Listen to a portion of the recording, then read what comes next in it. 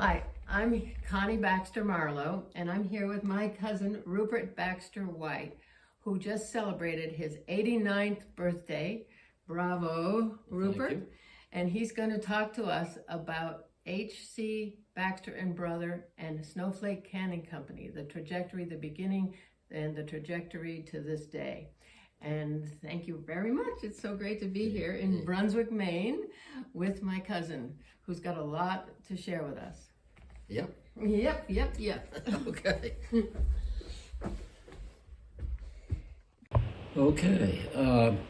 Portland Packing Company was formed by William Davis and James Phinney Baxter Sr. In 1863. They had been in business in the dry goods business for several years. It was said that one of them pushed a pushcart and the other one rang a bell in Monument Square. They sold their goods from a pushcart. Anyway, they got involved with corn canning in 1863 and formed Portland Packing Company. James Phinney owned 60%, William Davis owned 40%. By the early 1870s, that was the largest canning producer in the world. Did they have original patents?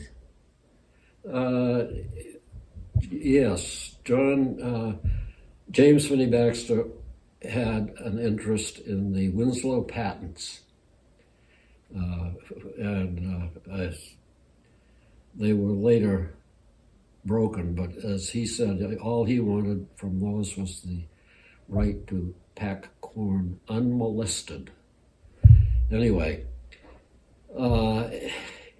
he took in to the partnership his three sons, Hartley, Clinton, and Eugene. And in the late 1870s, divorced himself completely from Portland Packing Company. Along about the early 1880s, he felt that Portland Packing Company had cheated him out of $10,000 that they owed him. And he became quite antagonistic toward Portland Packing. Anyway, he got out of the canning business completely. Hartley Baxter found that it was getting too crowded with Eugene and Clinton, and he wasn't getting along particularly well with Clinton. So he left Portland Packing Company and formed HC Baxter Brothers along with another brother, James Phinney Baxter Jr. They later took in Rupert Baxter, another brother, and the firm of HC Baxter Brothers continued as a three-way partnership until the approximately 1920, when John Baxter Sr. became a partner, mid-20s when Webster Brown and Bruce White became partners. Skip, is that sufficient on that? Sure. You call it HC Baxter and Brothers, but it was actually HC Baxter and Brother is the name of That's the right. firm, It always the continued partnership. as HC Baxter and Brother, but they also had labels that they used the term the Baxter Brothers and possibly HC Baxter and Brothers. But it was these subsidiary firms were kind of a loose conglomeration. They had lots of different designations, like Augusta Canning Company, Hollowell Canning Company, and so forth. The Eastman Company, the Northern Maine Packing Company. They had numerous different names that they used. Okay. So John Lincoln Baxter Sr. and Bruce White became partners. And Webster Brown. And Webster Brown. And so could you explain who they were? John Baxter was the son of Hartley Baxter. Bruce White was the son-in-law of Rupert Baxter, and Webster Brown was the son-in-law of James Phinney Baxter Jr. Great. Okay, so those two married Baxter women. Right. And those Baxter women were daughters of Rupert. And so James Phinney Jr. And James Phinney Jr. So, okay, great. All right, thank you for that. Now, could you tell us, going fast forward, could you tell us about the company starting in 1961 or so? What happened with the company, the whole circumstance around the company and in its progression as it flowed into the present time? By 1961, the canning business in Maine had declined to such an extent that it was losing money and was no longer viable. Why was that? Well, because a number of reasons. The main thing was it moved out west, particularly after the First World War, as the canning industry in Wisconsin and Minnesota became dominant in the corn packing business, and in the 40s and 50s, as new seed varieties were developed that could be used in states with warmer climates such as Illinois and Iowa, which allowed them they had a cost advantage, not only from the fact that they had much bigger agricultural fields to draw from, but also they had the advantage of being central in the United States for freight rates. So they had a big advantage, and as the business was fairly mature, there was only so much canned corn that you could sell in the country, and if the one area had a big advantage over another, then the other was going to decline, and that's what happened. And what about the potato aspect of it? Well, in 1946, HC Baxter Brothers developed the French fried potato, frozen French fried potato. We had been a pioneer with Birdseye, producing peas, beans, and corn for Birdseye in the 30s, and it was a natural extension of that business. We were the first in the country to produce frozen French fries, although J.R. Simplot will dispute that, but I think we were. Anyway, So the French fry business was profitable and remained so until 1961.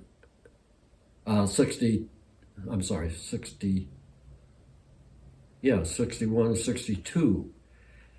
At that point, the state of Maine and the federal government both subsidized the construction of two major plants in Aroostook County, each with a capacity of 125 million pounds. Of potato, this is potato production? Yeah. Valsing in eastern Maine and Potato Service Inc. in Presque Isle. We had a capacity of about 30 million pounds, and so it was really impossible to compete with them when they were driving down the price in order to buy their way into the market. And so they drove the price of French fries down to about 7 cents a pound, which was way below the cost of production. And we were losing money hand over fist, which continued till 1964, when we had a very good year, a seller's market, and were able to make a substantial amount of money back. It was at that point that we merged the company with Lamb Weston. There were 5 stockholders by John Baxter Sr., John Baxter Jr., Webster Brown, my father, Bruce White, and I. And we sold the company to Lamb Weston, or merged it, if you will. Jack was principal one in negotiating. As president, he was president of He Snowflake was president Canning. of Snowflake at that point, and I was able to persuade the other partners to hire Boston Safe Deposit Company to help us negotiate the actual merger. So you and Jack Baxter were principal players in that merger That is correct. operation. Yep. Ah, very interesting. And so then what happened next as far as what's the trajectory? What happened with Lamb Weston? Well, and then Lamb Weston bought us because they wanted to have a presence in the East. And they were planning to build a plant in Holton about the same size as the Valsing and Potato Service plants. It was scheduled to cost about $2.5 million. They were able to merge with us, which gave them a foothold, an infrastructure, which meant that they could develop in Easton with the infrastructure intact, the production know-how, the sales locally, and the relations with farmers and so forth. All these things were already developed for them, so that was a good deal. and Jack Baxter, as president of Snowflake and head of operations, brought that with him. So that as he That's became vice president of Lamb Yeah. Weston, Yeah. and I see why they wanted him because of his Yeah. in-depth relationship with all this. That's correct. And he became vice president of Lamb Weston. However, not long after we merged, Lamb Weston was able to buy for $700,000 a plant which had been built in Quincy, Washington by a group of farmers who wanted an outlet for their product, but lacked all the infrastructure, the sales, the know-how to produce the product and so forth. And so they sold out to Lamb Weston for $700 million. 700,000, I guess. Right. Inflation. Anyway, so they felt, well, why would we go ahead with Holton? It's going to cost us, now the price had gone up to $4.5 million. And they no longer needed us. And they were making money with Snowflake and Corinna. Because we had streamlined our operations to such an extent that all the baggage had been dropped, and we were making a lot of money. So that was great. Then they were able to buy another plant. I don't remember the name of the town, but it was in Washington. And so they dropped the idea of going to the east at all. And Jack Baxter, in my family, I'm Connie Baxter Marlow. Jack Baxter moved to Oregon into the offices of Lamb Weston to be vice president of Lamb Weston, and our family moved to Oregon at that time. That's correct. 1965. Yep. So that was how that developed. And then what happened with Lamb Weston subsequently? Well, went through a series of buyouts. Lamb Weston was bought by AmFac. AmFac was controlled by Charlie Bluedorn's Gulf and Western Industries. Gulf and Western Industries sold Lamb Weston, I think, to ConAgra. And it subsequently went private for a while, and within the last 2 years, it has reemerged as a public company, trading on the stock exchange, I believe, or NASDAQ, as Lamb Weston. Were you going to say something else? No. Yeah, and from my understanding, Jack Baxter became vice president of AmFac when he merged Lamb Weston, or Lamb Weston merged with AmFac. Jack Baxter became vice president of the food division of AmFac, a Fortune 500 company. And then you've got the story of AmFac, from AmFac on, what happened with Lamb Weston, which is really cool. I didn't have that information. I happened to come across a label from our Wapello, Iowa factory for corn that was used for American factors. And I sent the label to Jack in a Christmas card. I never heard from him. He never acknowledged receiving it. I thought he would get a big kick out of it. But anyway. What year was that? Oh, I suppose it was in the late 60s. Probably early 70s. So AmFac was American Factors. Yeah. It was a huge conglomerate. It was one of the big 5 Hawaii companies. Yeah, it was based in Hawaii. So Dad commuted to Hawaii to work from Oregon. Yeah. And it impacted our family big time, this whole merging process up into AmFac, with Dad had, a big player in AmFac. So it's an interesting trajectory of this company that started here in Brunswick. And, its story is a great story.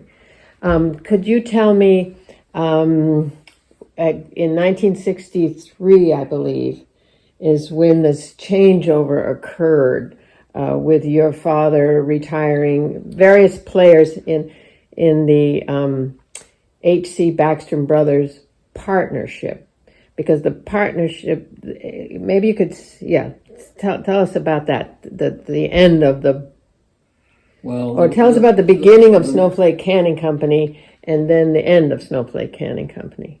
Well, Snowflake Canning Company was one of the companies that HC Baxter Brothers owned, and they started it, right? It was started, I believe, by C.P. Maddox. whoever he was. But Oh, so he they apparently owned. I don't know what the connection was there, but that's a company they acquired. oh they acquired Snowflake Canning Company. Right. Okay. And so when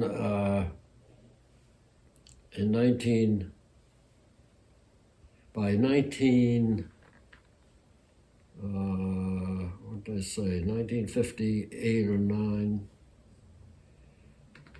the partnership was creating problems because the profits were being taxed to the individuals, and at that time the individual income tax was something like 90% at the maximum, and the corporation tax was much less. And the partners in HC Baxter Brothers didn't generally take out their profits. So when they lost money, it just became unmanageable to operate a manufacturing company as a partnership. And so they made the change, probably too late. They probably should have done it a long time before that. But in any case, they didn't. And so in 1963, after the closure of the corn canning business, our operations were all in Corinna and La Prairie, Quebec, producing frozen French fries, and in Portland, with a 50% interest in Maine Canned Foods, producing baked beans. We sold that, and then in order to, because we were losing so much money, we closed the Brunswick office, and John Baxter, my father, Bruce White, and Webster Brown retired. Webster Brown had been pushed out as sales manager at about the same time. And our operations were completely moved to Corona. And Jack Baxter became the president. Yeah. In 1963. Right. Yes, we were living in Pittsfield, near Corinna and near Heartland, because he was the head of operations. So he moved to Pittsfield in 1949 or so to head up the operations, and he subsequently moved into being president. Colonel Carter, Oh, Bill Hannaford, and I were all in the sales end of things, and as a result, Snowflake rented a house in Corinna, and we commuted there and lived there during the week and went home on the weekends. is that when you lived in Pittsfield? No, that was earlier. That was in 1957 Oh. to 19. Oh, so you commuted up there. Huh? You three commuted up there to the house in Corinna? Yeah. We stayed during the week Yeah. and went home on the weekends. Okay. So we're saying that in 1963, the company, Snowflake Canning Company, was losing money. Things were going south with Snowflake Canning Company, and the partnership, people retired in the partnership. John Baxter, Bruce White, and Webster Brown, who was kind of pushed out at that same time, retired. you closed the Brunswick office of Snowflake Canning Company, Right. and the office of Snowflake Canning Company moved to Corinna. HC Baxter and Brothers didn't dissolve. It continued on, actually into the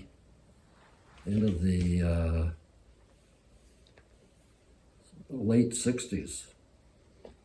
As a partnership, because there were still members of the partnership. Yeah, we were all, there were 5 of us that were. Well, we're still alive. Everybody was still alive. Yeah. They just retired. They retired from Snowflake Canning, Snowflake Canning but not Company. from the partnership. Oh, that's okay. That's important. Yeah. So all those folks retired from Snowflake Canning Company.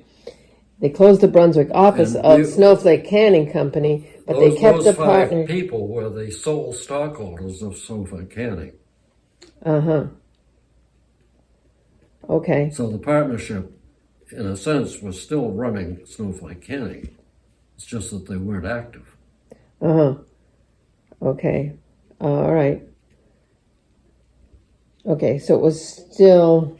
So they retired from Snowflake Canning Company. The HC Baxter Brother partnership kept the office Right. and kept running through the late 60s. Yep. And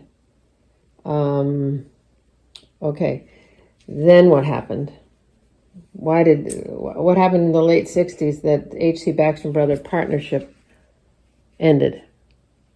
The plant in Corinna burned down. That was Lamb Weston made a $900,000 capital gain on the sale, on the insurance settlement for the plant, because there was so much machinery that had been depreciated to zero that they had insured for the replacement value. And they took this huge gain, which if we had had the good fortune to have been in the same situation, wouldn't have accrued to us, because we didn't insure those machines that had depreciated.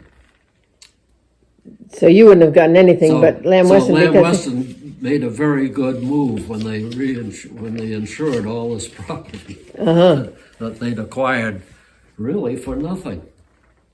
It wasn't on the books. Oh yeah. So it was machinery just a not big on the. gain for them.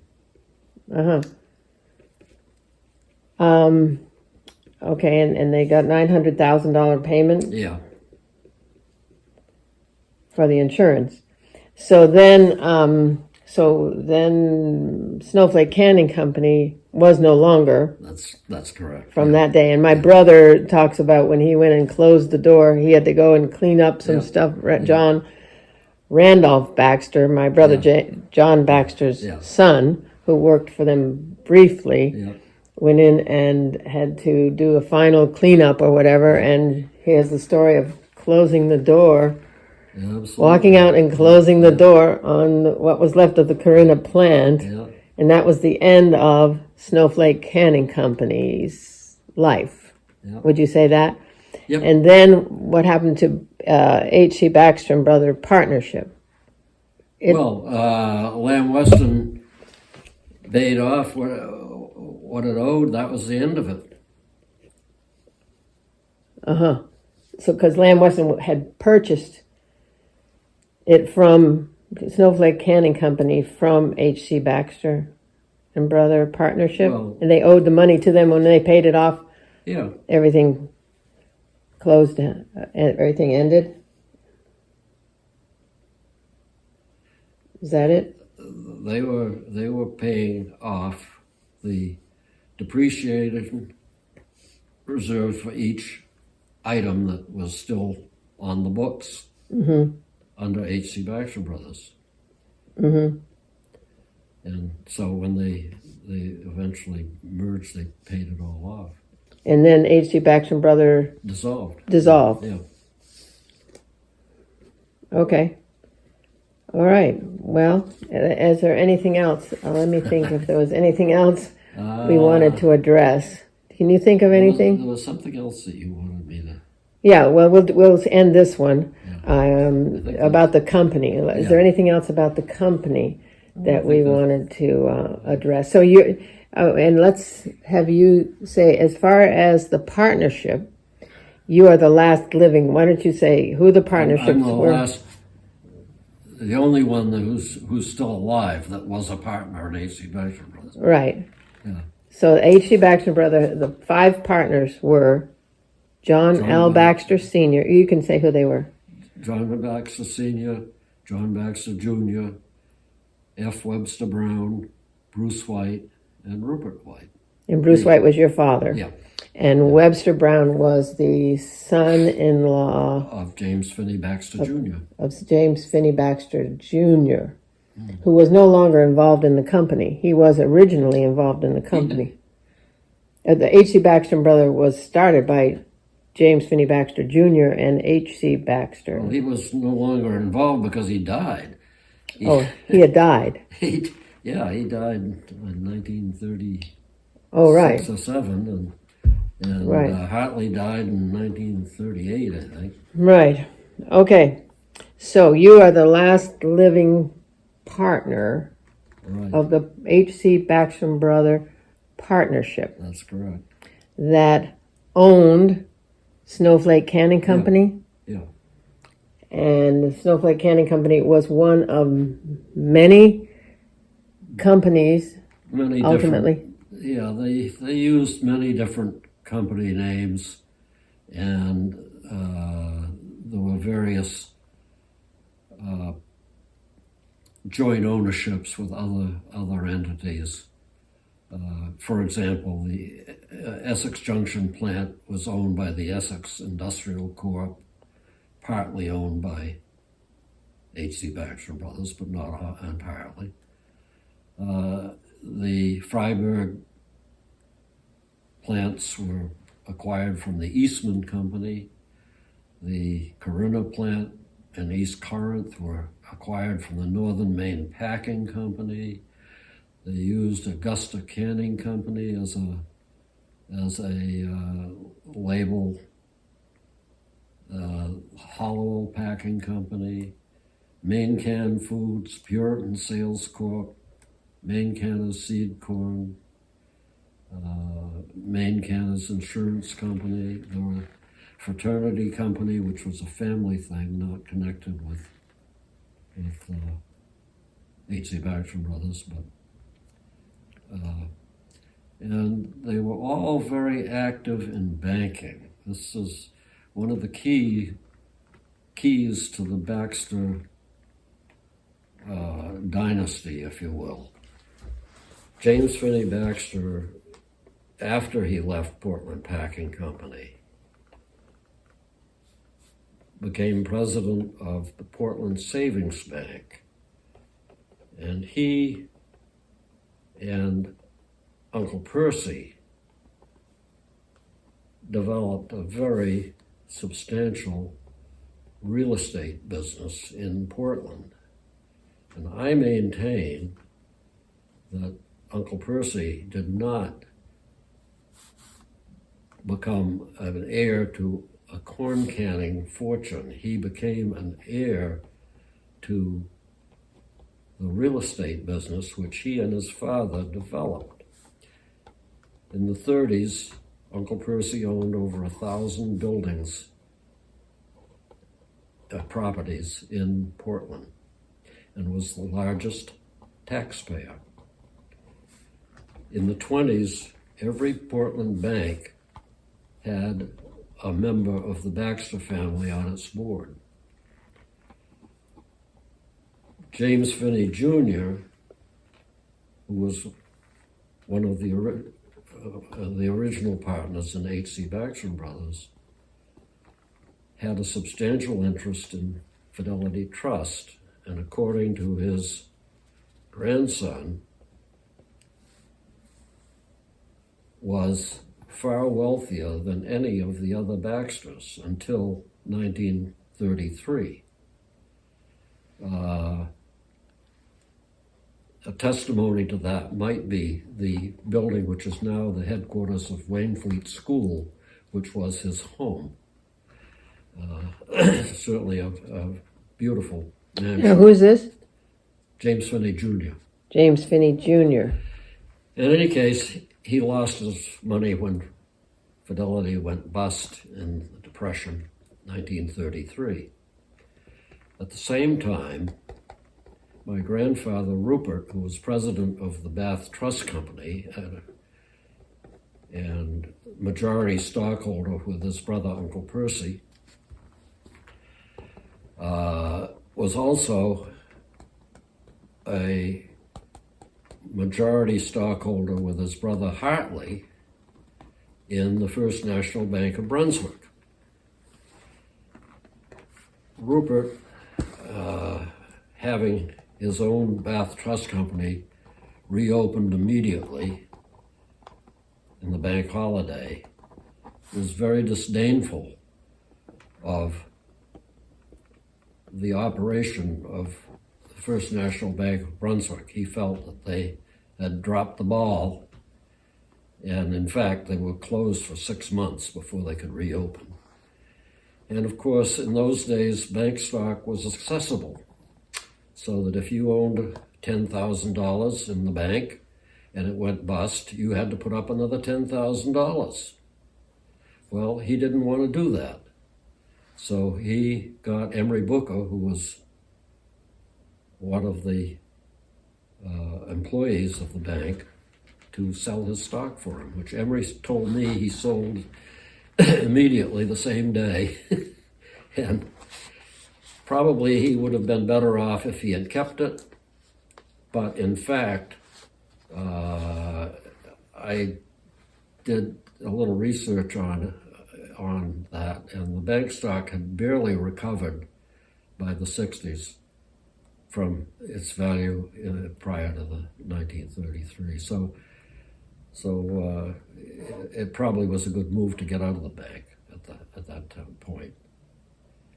Anyway, that's how the. And so who had the majority stock in the First National Bank of Brunswick? Hartley and Rupert. And Rupert, okay. And that's why when they built the bank building, you were saying? Snowflake and HC Baxter brothers had the upper floor. And they got the... And the columns had corn stalks on them, and that was the only identifying sign of HC Baxter brothers.